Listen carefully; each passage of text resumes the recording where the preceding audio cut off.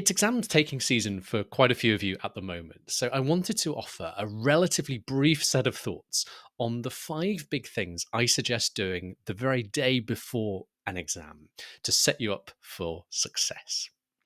I've kept today deliberately quite succinct, so to help you find hopefully at least a few minutes to take this in, even amidst what might be a relatively busy set of exams for you.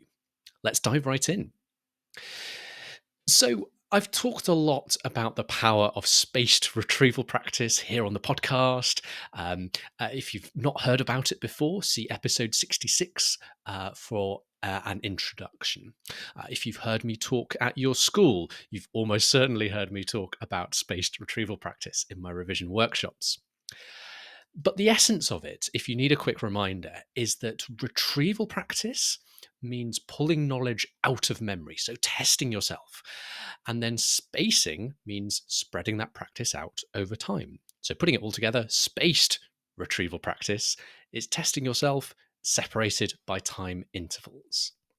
And the best time to do your final round of spaced retrieval practice, your final round of testing, is the day before the exam. So it's nice and fresh when you get into the exam itself. For some reason, people sometimes assume that when it gets to the day before an exam, you might want to stop doing the retrieval practice, the testing, and switch to something like, I don't know, just reading things through, maybe hoping that it will stick in short term memory. Honestly, right up to the day of an exam, I would still recommend doing the retrieval practice. Even at the last minute, it doesn't stop being the best way to get knowledge to stick in memory. I think sometimes we fall back on old habits like rereading because we're kind of getting close to time and we're maybe starting to feel a bit of discomfort and nerves. Try and stick to what you know works well. Try and stick to the best practice. Try and stick to the retrieval practice as best you can. So, how do we do this in practice? Well, if you've been making something like flashcards, whether paper flashcards or using a digital quiz tool like Quizlet or Anki, now is the perfect time for a final round of testing on your flashcards. For a short course or a course, with a relatively light knowledge load, such that you might be able to test yourself on the full set of flashcards for that exam in a relatively short space of time, maybe an hour or two, then I'd suggest running through all your flashcards. Take that hour or two, give yourself a final round of testing on all the cards. If you get one or two of them wrong, have a second go at them at the end. That's a fantastic thing to do the day before an exam. What if you have a larger volume of material, though, and it's simply not practical to test yourself on every single flashcard you've got in one day? Well, in that case, I'd suggest prioritizing. So perhaps pick a topic or two that's particularly challenging, or if you've been marking out tricky cards kind of throughout all your topics, maybe by favoriting them in Quizlet or perhaps folding over the corner of a paper flashcard, then just go through those cards that you keep getting wrong the day before the exam. Maybe it's 10% of the total cards. If you haven't made flashcards or similar, you can still achieve the benefits of some last minute retrieval practice with the blank page retrieval strategy, otherwise known as a brain dump or blurting. So, again, maybe prioritize here. So, don't try and do your entire course, perhaps just pick a couple of tricky topics or things that are very likely to seem to come up time and time again, and then just write out everything you can remember about that topic on paper from memory. Then check your notes, see if you remembered all the key points. If not, add in any corrections in a second colour, perhaps repeating the whole exercise again, challenging yourself to remember more of what you missed out or misremembered first time round. So whether you do flashcards or blank page retrieval, testing yourself the day before an exam is a great way to make sure you have all the knowledge you need when you walk into that exam the following day. Just one final little variation on this bit of advice before I move on. I would just say a word if you're feeling particularly anxious or particularly nervous going into an exam. You're really quite anxious, you're really quite nervous.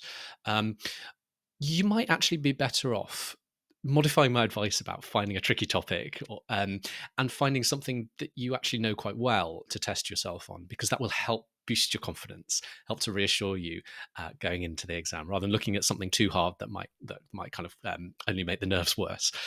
So our goal shifts slightly from consolidating knowledge as effectively as possible to perhaps the more important goal in your case, which is just to reassure you, just to calm you down a little bit, to reassure you that you do know what you're doing.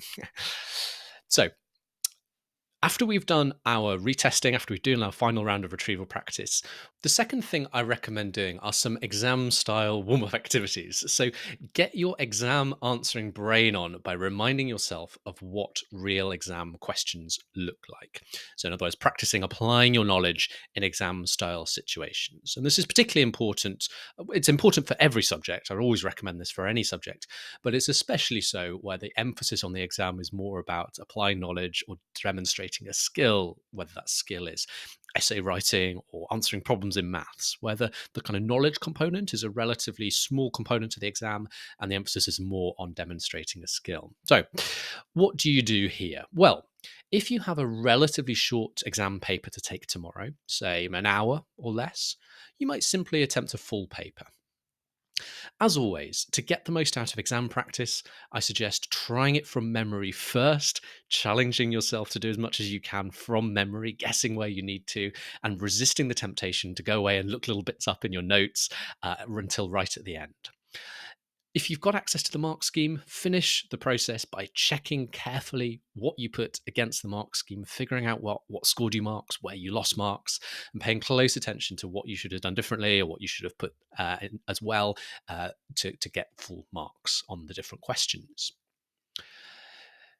If your paper is a bit longer, so maybe 2-3 hours or even more, you might not want to take on a full whole paper the day before an exam because it takes a lot out of you to do a paper that big.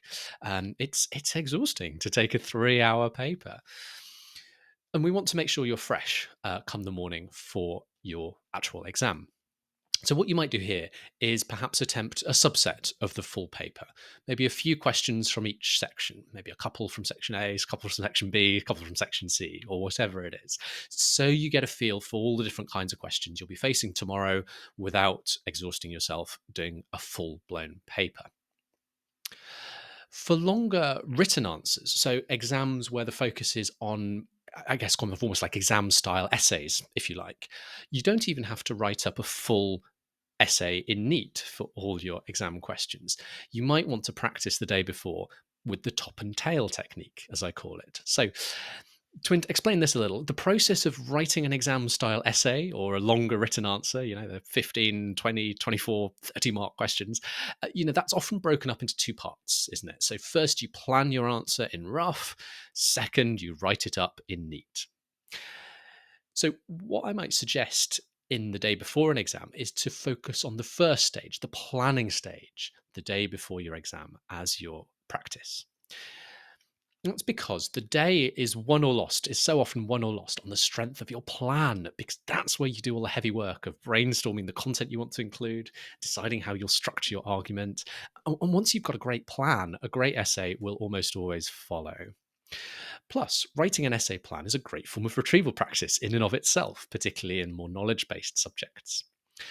You can still compare your plan and the points you've put in your plan to the mark scheme, if you have one available, to learn those important lessons about what you could have done differently, what you might have included.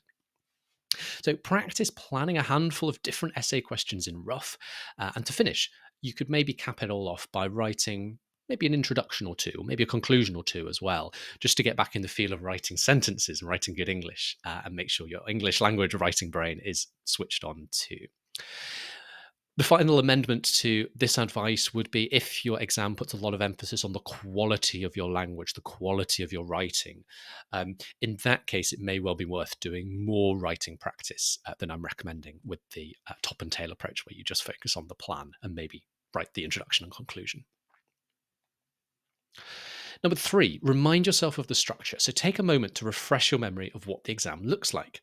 Make sure you understand how many parts or sections there are and what you need to do in each one. How much time will you allocate to each section? Is there a choice of questions at any point? How many questions do you need to choose? Don't do 10 questions. Don't answer 10 questions when you're only supposed to do 1 or 2. It's simple stuff, but if you slip up on these kinds of points, say answering all 10 questions when you're only supposed to do one could cost you big, painful mistake to make. Do double check all this on the day when you're in the exam itself as well, just to make sure it's what you're expecting. But it's well worth refreshing yourself on what you're expecting the day before the exam. While you're at it, triple check when and where the exam is and make sure you know how you're going to get there with plenty of time to spare. Number 4, check your kit. Make sure you've got everything you need for the exam. Your pencil case, your calculator if you need one, maybe spare batteries just in case, your ID card or school card if you need one for the exam, any other special kit, geometry set, ruler, art supplies, your water bottle. It's all laid out, it's all ready to go, so you don't have any surprises in the morning. And finally, and probably the most important bit of advice of all, I think, whatever else you end up doing or not doing, stop work early, way early perhaps compared to what you're used to doing. Don't work late into the evening. Plan to have a nice early bedtime. And at an absolute minimum, I suggest putting your books away a good 2 hours before bedtime, having a nice, relaxing wind down routine. You could watch a bit of something relaxing on TV. Maybe have a stroll outside, get some summer evening air. Take a warm bath if that helps you unwind. Brew a soothing warm drink, nothing caffeinated, so herbal tea or something like that, and curl up with a calming or escapist fiction book. Not everyone is going to sleep fantastically in exam season. Some people's sleep is a little bit disturbed in exam season, understandably so, with all the nerves rattling around. But you definitely give yourself the best chance of getting some rest if you're not cramming frantically right up to 10 p.m. So stop early, get your rest. And that brings us to the end of our 5 tips. So to recap very briefly, retest yourself, consolidate that knowledge, do the flashcards, do the blurting, particularly on important topics. Do some warm-up questions, get yourself back into the frame of mind for answering the actual exam questions themselves. Remind yourself what the exam's going to look like, what the structure is, how long to spend on the different parts. Make sure you've got all your kit ready to go, and stop nice and early. Have a wind down and get a nice early night. For now, all that remains, as always, is to thank you so much for listening, watching. It's been a huge pleasure to have your company today. And I'd just love to wish you, as always, every success in your exams. Very best of luck. You've got this.